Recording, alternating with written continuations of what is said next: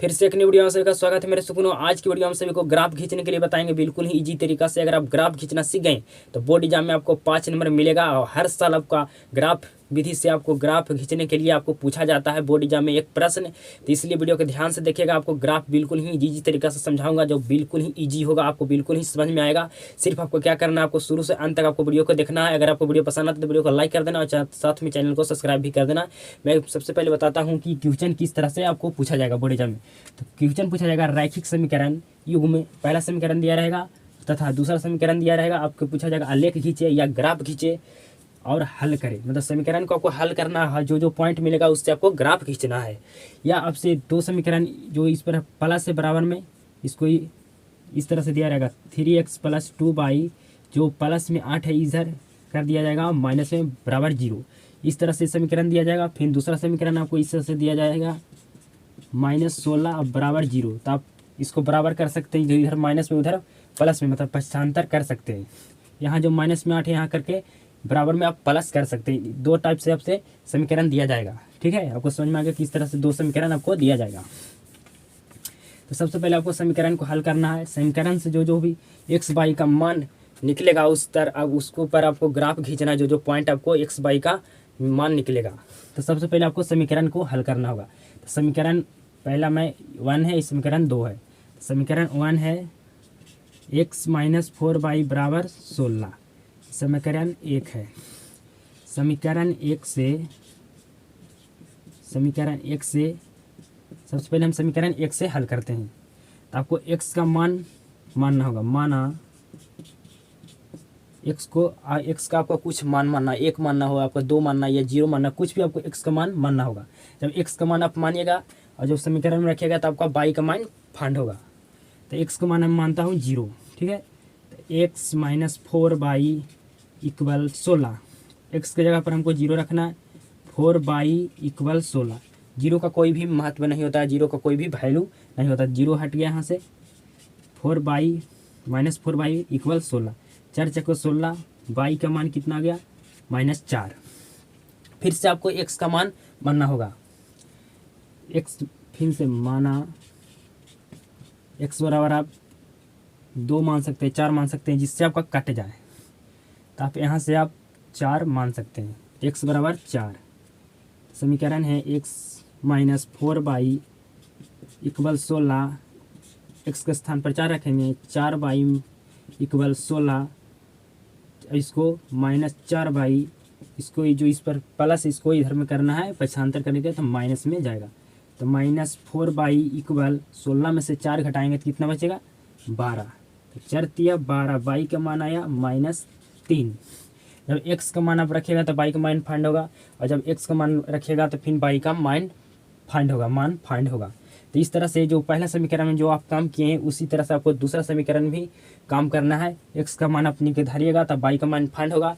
जब x का मान आप रखिएगा तो फिर से y का मान फाइंड होगा। तब मैं यहाँ पर मिटाता हूँ, मतलब जगह यहाँ पर नहीं है इसलिए मैं यहाँ पर साफ करता हूँ।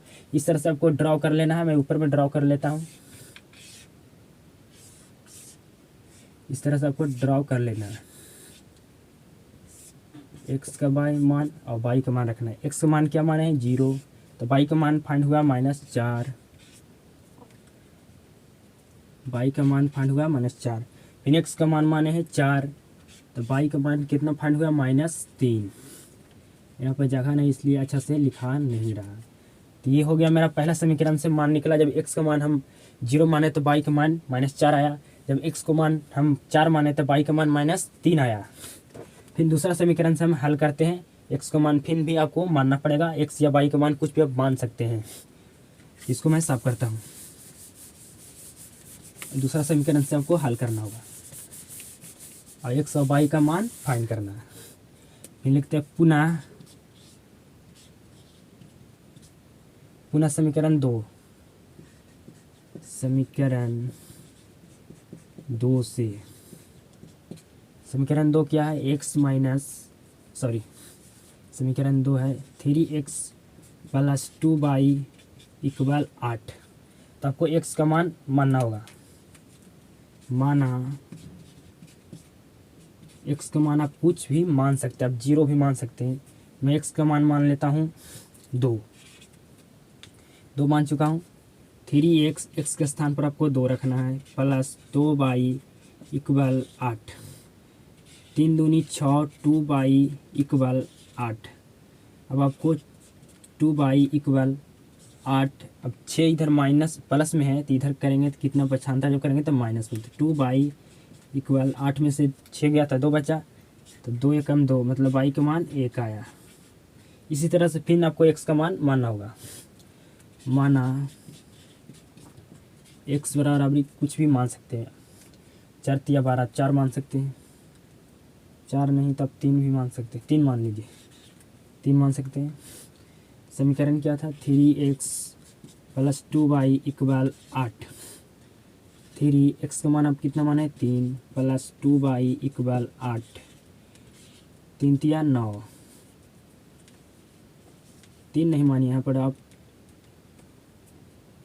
0 मानिए, 0 तो यहाँ 0 हो गया, plus 2y equal 8, 2y equal 8, 4 दूनी 8, y का मान आया 4। तो आपका x का मान रखें तो y का मान फाइंड हुआ और x का मान आप फिर रखें तो y का मान फाइंड हुआ। ठीक है, तो आप फिर से आपको इस तरह से बॉक्स ड्रॉ कर लेना है। फिर से मैं एक बॉक्स ड्रॉ कर लेता हूँ। यहाँ पर मेरा जगह नहीं है, एडजस्ट नहीं हो पाएगा।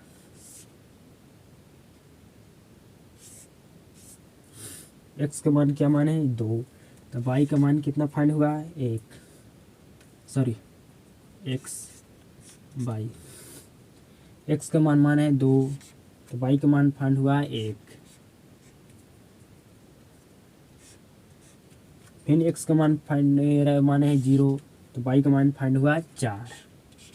तो इस तरह से आपको दोनों समीकरण से x का जब मान रखेगा तो y का मान फाइंड होगा। इस तरह से दोनों समीकरण का आपका x और y का मान फाइंड कर लेना। आपको बोर्ड एग्जाम में पूरा हल करने के लिए एक मिलेगा आपको कॉपी, जो आप लिखते हैं आंसर क्वेश्चन करते हैं वैसा। आपको ग्राफ खींचने के लिए आपको एक ग्राफ का पेज मिलेगा, उसमें आपको ग्राफ लिखना है, मतलब ग्राफ खींचना है। फिर इसको मैं साफ करता हूँ और यहाँ पर मैं आलेख बनाता हूँ, उसको आपको खींचना है ग्राफ।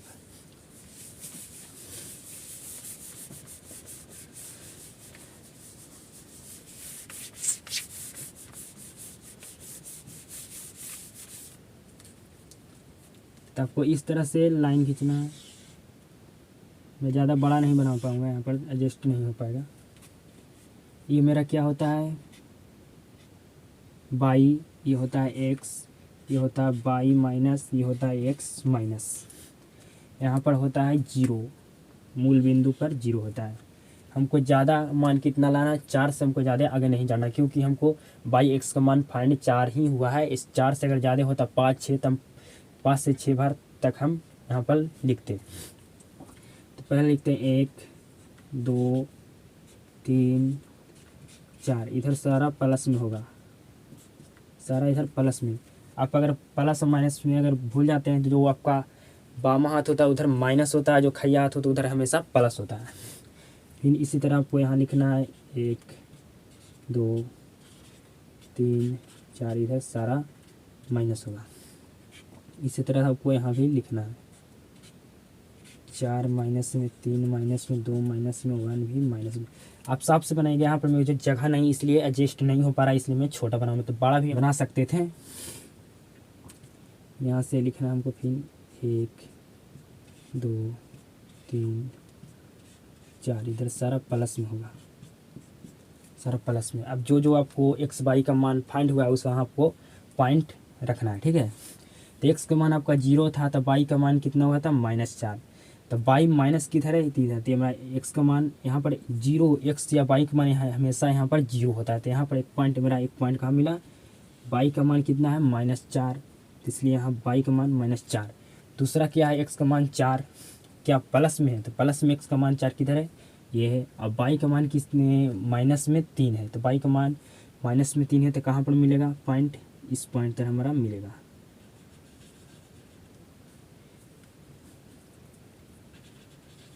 इस पॉइंट पर मिलेगा।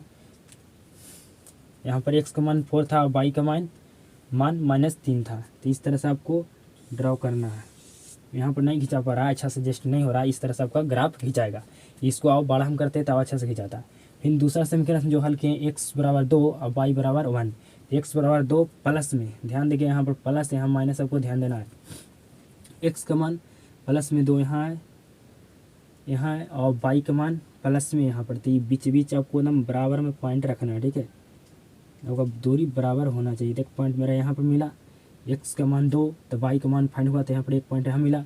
दूसरा एक्स का मान 0 है, वाई का मान 4 है प्लस में, तो वाई का मान प्लस में 4 कहाँ है, यहाँ। एक्स और वाई का मान हमेशा 0 होता है, इसलिए यहाँ 0 जब आएगा तो यहाँ पर एक हमेशा 0 होता है, ठीक है। तो ये पॉइंट कहाँ मिला, मेरा एक पॉइंट यहाँ मिला। तो इस तरह से आपको ग्राफ खींच लेना। यहाँ पर अच्छा से ग्राफ नहीं जा रहा है, इस तरह से। तो मेरा एक पॉइंट यहाँ पर मिला, ये लंबा होता था, ये जो लाइन है और आगे तक रहता था अच्छा होता। तो मेरा पर यहाँ पर दोनों जो एक दूसरे से रेखा थी जो एक दूसरे के काट दिया। तो यहाँ पर क्या हुआ कि क्या यहाँ पर क्या हल हुआ, एक हल हुआ, अनेक हल हुआ या अनंत हुआ। तो यहाँ पर एक हल हुआ, इसको प्रतिच्छेदी कहते हैं हिंदी में। इस तरह से आपको ऑब्जेक्टिव पूछा जाता है। अगर आप ऑब्जेक्टिव अगर नहीं जानते हैं कि आप किस तरह से ग्राफ से ऑब्जेक्टिव पूछा जाता है, तो वीडियो के डिस्क्रिप्शन में लिंक दे दूंगा, वहाँ सब जाके देख सकते हैं। एक पॉइंट यहाँ पर मिला, फिर आपको क्या करना है, जो जो भी बिंदु मिला है ना, जो जो पॉइंट आपको वहाँ लिख देना और समीकरण भी लिख देना। तो यहाँ पर जो पॉइंट था, यहाँ पर मैं लिखता हूँ जो जो पॉइंट आपको मिला है। तो पहला पॉइंट था एक्स माइनस 0, तो ये पॉइंट मिला है, तो एक्स 0 माइनस 4। दूसरा कलर से लिखता हूँ यहाँ पर देना मेरा, एक्स 0 बाई माइनस 4। फिर दूसरा पॉइंट था 4 माइनस 3, तो एक्स का मान 4 और बाई का मान -3। तो एक पॉइंट यहाँ पर मिला था, तो यहाँ पर मैं लिख देता हूँ एक्स का मान 4 बाई का मान -3। फिर अगला मिला था एक्स का मान 2 और बाई का मान 1। एक्स का मान 2 और बाई का मान 1, तो यहाँ पर मैं लिख सकता हूँ एक्स 2।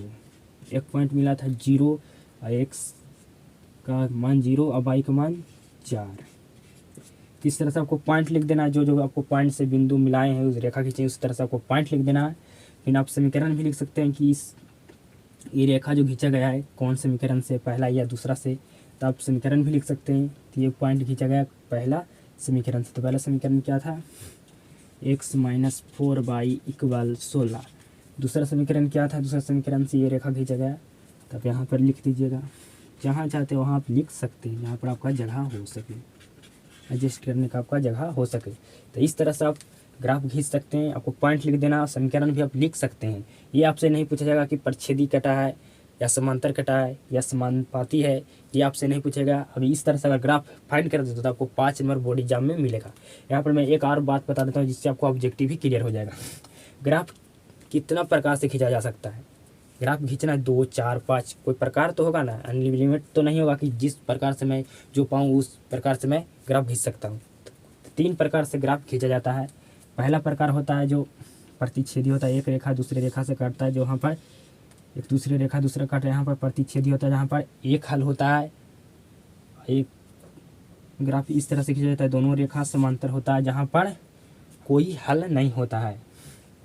और तीसरा टाइप से ग्राफ खींचा जाता है, एक रेखा पहली रेखा दूसरी रेखा पर ही खींचा जाता है, मतलब एक रेखा ये इस तरह से खींचा गया, फिर दूसरी रेखा जो है जो पहली रेखा पर खींचा जाता है। इस तरह के रेखा को जब खींचा जाता है तो इस तरह को